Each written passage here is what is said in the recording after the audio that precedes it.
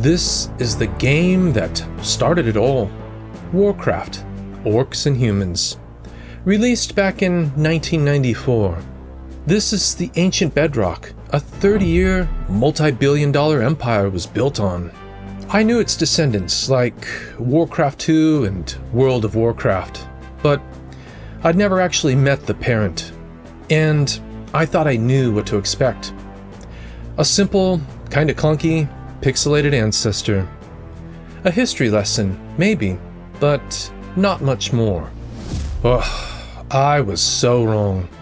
I played the first Warcraft, and it was absolutely nothing like I imagined. What I found wasn't just some dusty old game. It was a blueprint for an entire genre, bursting with ambitious ideas that were fighting to break free from the technology of their time. The first thing that hits you isn't the graphics or the story. It's the controls. You can only select 4 units. 4. Not 4 groups of units. 4 individual little dudes. And this wasn't some technical limitation. The developers actually chose this. They wanted players to focus on tactics, not just snowballing a giant army and throwing it at the enemy. In that one infuriating limitation, you can see the entire philosophy of the game. My trip down memory lane quickly turned into an archaeological dig.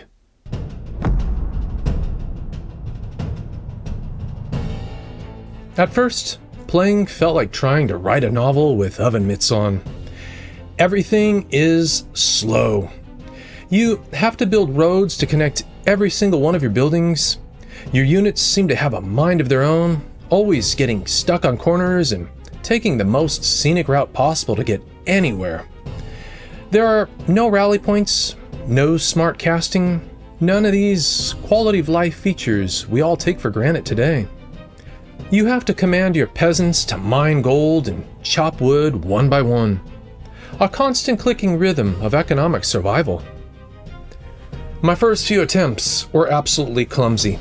I'd send my 4 knights into a fight, then frantically try to select my 4 archers to back them up, only to find my knights had already been swallowed by a green tide. It felt archaic, and I thought, well, okay. This is what people mean when they say a game hasn't aged well. It was a museum piece. Interesting, but collecting dust. But then, something started to click.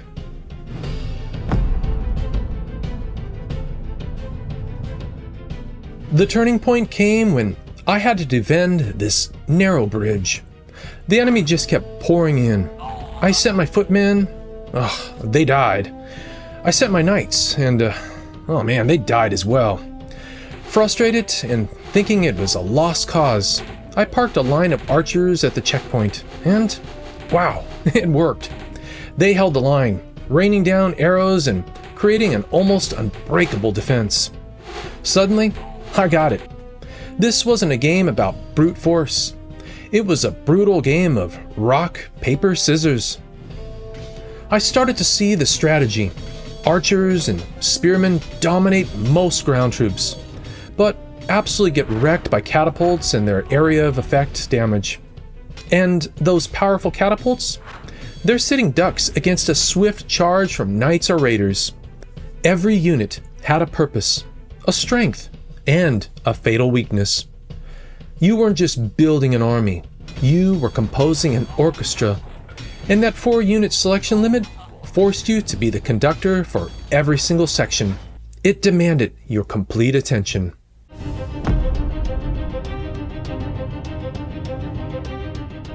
This is when I realized I wasn't just playing an old game.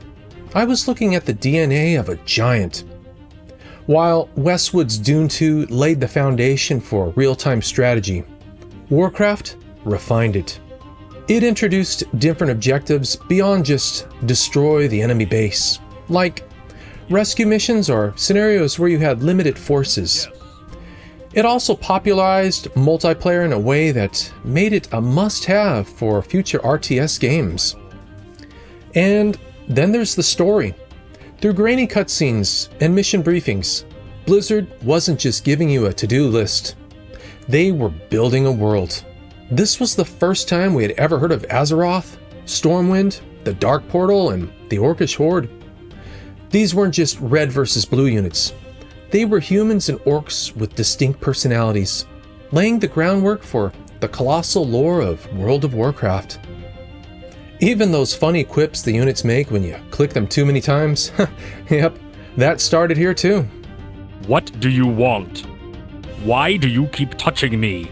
Your bidding? It really makes me wonder what other foundational games I've completely missed. Playing Warcraft Orcs and Humans today is a strange trip. By modern standards, it's clunky and unforgiving. But if you look past that, you can see these flashes of brilliance.